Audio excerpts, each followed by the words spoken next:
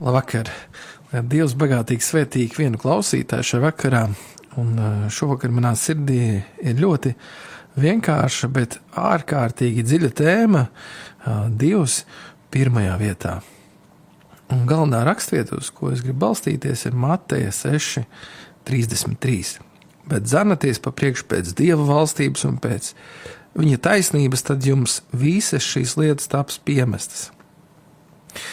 Jo, ja mēs esam godīgi paši pret sevi, tad jāsaka, ka jautājums nav par to, vai mēs ticam Dievam, jo daudzi tic Dievam, daudzi lūdz, daudzi lasa Bībeli, daudzi nāk uz dievkalpojumiem, bet daudz svarīgāks jautājums ir, kas mūsu dzīvē patiešām ir pirmajā vietā. Jo pirmajā vietā var būt mūsu bailes, pirmajā vietā var būt nauda, var būt mūsu karjera, varbūt arī cilvēku viedoklis, un varbūt mūsu pašu griba. Un dažreiz pat kalpošana Dievam var ieņemt vietu, kas pieder pašam Dievam. Mēs varam runāt par Dievu un tomēr dzīvot tā, it kā mūsu drošība, mūsu nākotne un mūsu cerība būtu atkarīga tikai no mums pašiem. Bet Jēzus saka, dzenaties pa priekšu pēc Dieva valstības un pēc viņa taisnības. Ievērojiet, viņš nesaka, pēc visa pārējā, tad meklējiet Dievu. Viņš arī nesaka, kad būs vairāk laika, tad meklējiet Dievu. Un viņš nesaka, kad būs atrisinātas visas problēmas, tad lieciet Dievu pirmajā vietā. Viņš saka pa priekšu.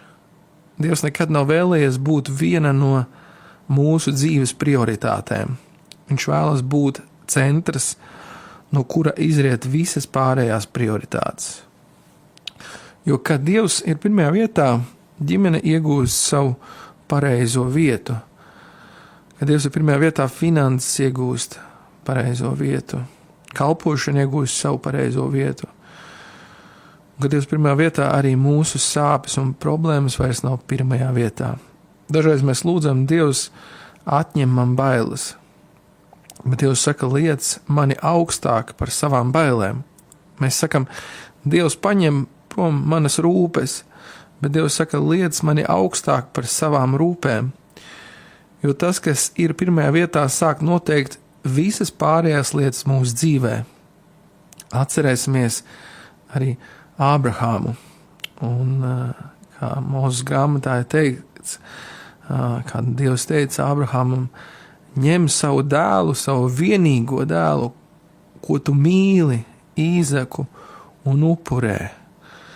Tas ir viens no grūtākajiem Dieva aicinājumiem visā Bībelē. Kāpēc Dievs to prasīja? Vai Dievs gribēja Īzaka nāvi? Nē.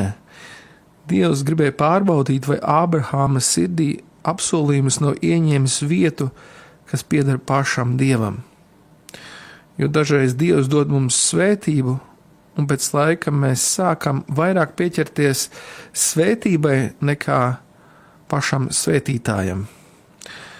Dažreiz mēs vairāk mīlam Dieva dāvanas nekā pašu Dievu. Bet Dievs ir greizsirdīgs par mūsu sirdīm.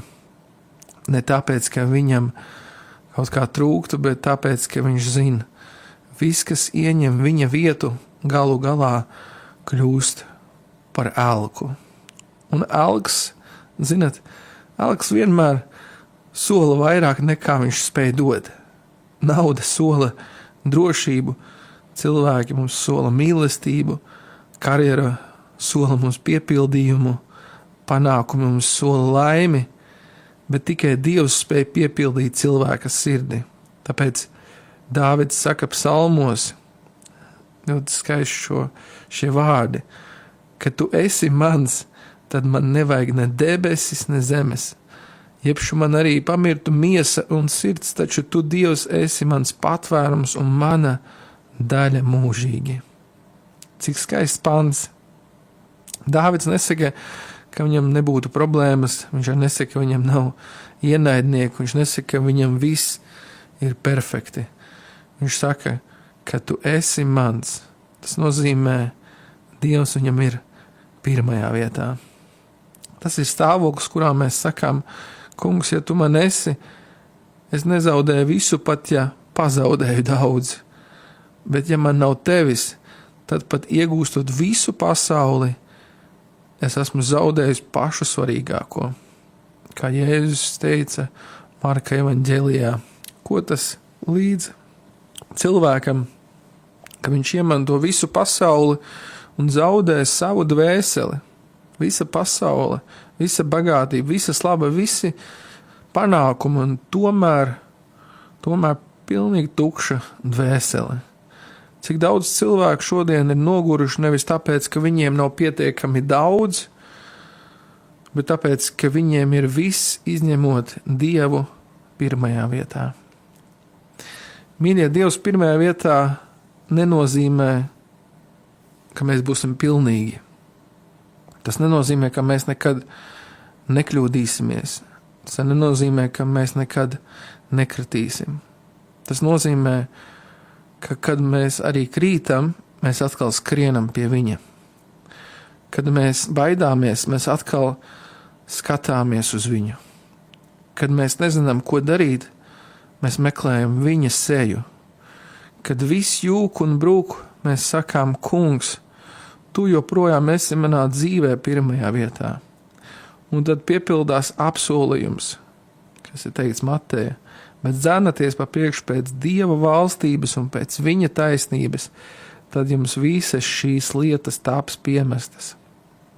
Ievērojiet, Jēzus nesaka, ka visas lietas kļūs par mūsu mērķi. Viņš saka, ka tās kļūs par piemetamo daļu, jo tas, kuram Dievs ir sirdī pirmajā vietā, sāk dzīvot arī citādāk. Viņa sirds kļūst mierīgāka, viņa bailes zaudē spēku, viņa cerība kļūst stiprāka. Un pat vistumšākajās dienās viņš var pateikt, kungs, es varbūt nesaprotu visu, kas notiek, bet es zinu vienu lietu. Tu esi manā dzīvē pirmajā vietā. Un no šādas sirds sākas īsta atmoda. Nevis no saukļiem, nevis no emocijām, bet no cilvēkiem, kuri klusumā saka, Dievs, tu esi man pats svarīgākais. Tu esi uz manas sirds troņa, nekas cits. Un šovakar es gribu arī, ka mēs kopā atceramies vēl vienu ļoti pazīstamu stāstu, kas ir aprakstīts Lūkas evaņģēlijā 10. nodaļā, sākot ar 38. pantu. Bet tiem ejot, viņš iegāja kādā ciemā, kāda sieva vārdā Marta viņu uzņēma savā mājā. Un tai bija māsa vārdā Marija. Tā apsēdās pie tā kunga kājām un klausījās viņa vārdos. Bet Marta bija aizņemta daudzos kalpošanas darbos. Un tas kungs viņa atbildēja, Marta, tu zūdies un rūpējies par daudz lietām, bet tikai viena lieta ir vajadzīga. Marija sev izraudzījusies labo daļu, kas tai netiks atņemta. Šis ir interesants stāsts, es saviem vārdiem aptuveni to iezīmēju. Neviena no šīm sievietēm nebija pasaulīga, neviena nebija pret Jēzu, abas ļoti mīlēja, tieši pretēji, viņas abas mīlēja Jēzu, Marta mīlēja Jēzu, Marija mīlēja Jēzu, abas viņas uzņēma viņu Jēzu savās mājās. Un tomēr Jēzus saka, ka viena ir izvēlējusies labāko daļu. Kādēļ? Kāpēc? Jo Marta darīja daudz labas lietas, bet Marija izvēlējās pašu svarīgāko. Viņa izvēlējās pašu kungu Jēzu. Un te ir viens no lielākajiem garīgajiem principiem mūsu pašu dzīvēs. Ir iespējams būt ļoti aizņemtam Dieva darbā, Dieva labā, un tomēr aizmirst pašu kungu Jēzu, pašu Dievu. Ir iespējams kalpot, dziedāt, sludināt, organizēt, palīdzēt cilvēkiem skriet no viena darba uz otru un tomēr savā sirdī vairs nesēdēt pie Jēzus kājām. Zināt, Marta galīgi nebija grēciniece. Viņas problēma vienkārši bija prioritātēs. Darbs kļuva svarīgāks par klātbūtni. Es atkārtošu. Martas darbs kļuva svarīgāks par Jēzus klātbūtni. Rūpes kļuva lielākas par attiecībām. Rūpes viņu pārņēma un attiecības sāka zust. Kalpošana kļuva lielāka par to, kuram viņa kalpoja. Un cik viegli tas notiek arī ar mums, mūsu dzīvēs. Mēs sakām, man nav laika lūgt, man nav laika Bībelē, man nav laika klusumam Dieva priekšā, bet mums ir laiks simtiem citu lietu. Un pamazām mūsu sirdī Dievs no pirmās vietas tiek nobīdīts uz 2., 3. vai pat 10. vietu. Bet Jēzus saka, tikai viena lieta ir vajadzīga. Viņš nesaka 2 vai 3 vai 4 vai pāris lietas. Ievērot, Jēzus saka, tikai viena lieta ir vajadzīga. Ir vajadzīga tikai būtiski, tikai viena lieta. Nevis viena no daudzām, nevis viena svarīga lieta, viena lieta ir vajadzīga. Proti, vispirms būt ar viņu. Jo, kad Dievs ir pirmā vietā, vispārējais atrod savu pareizo vietu. Kad Dievs ir pirmā vietā, mēs labāk spējam mīlēt savu ģimeni. Mēs kļūstam gudrāki savos lēmumos. Mēs neļaujam bailēm pārņemt mums. Kad Dievs ir pirmā vietā, pat mūsu kalpošana iegūst citu kvalitāti, jo mēs vairs nekalpojam no izdegšanas, bet no attiecībām.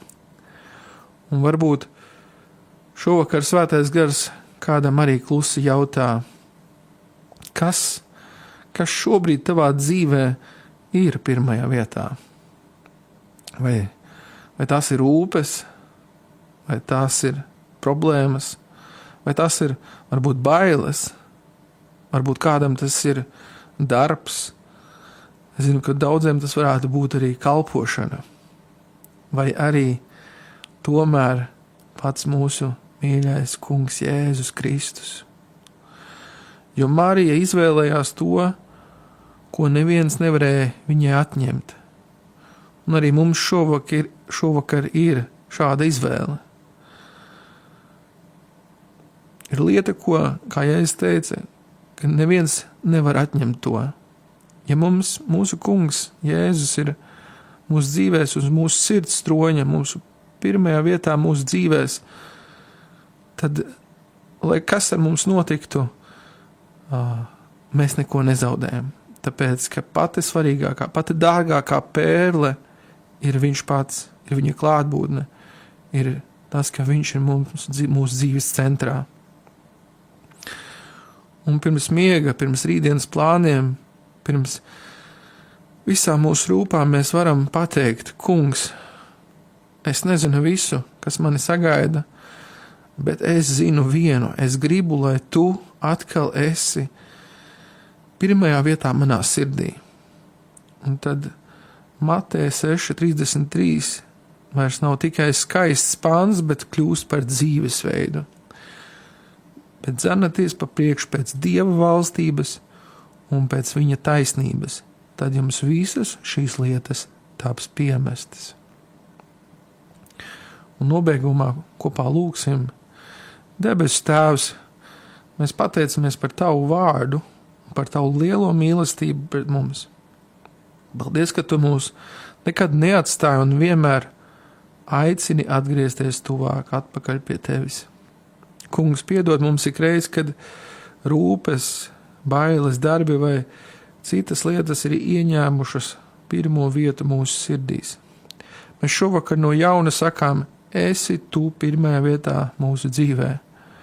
Māci mums meklēt vispirms Tavu valstību un paļauties uz Tevi vairāk nekā uz saviem spēkiem un uz savu saprašanu. Svētī, kungs, ikvienu klausītāju.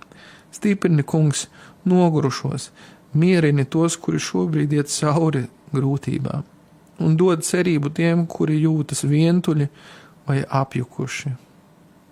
Piepildi mūsu sirdis ar savu mieru, savu prieku un atjauno mīlestību pret tevi. Un lai mēs, aizejot šajā vakarā pie miera, varētu no visas sirds teikt: Kungs, tu esi mana lielākā bagātība, un es gribu, lai tu vienmēr paliec manā sirdī pirmajā vietā, manā dzīvē pirmajā vietā, ka tu vienmēr esi uz manas sirds troņa, un ka tu to vietu neieņem nekas cits. To mēs lūdzam mūsu Kunga un Pestītāja Jēzus Kristus vārdā. Āmen.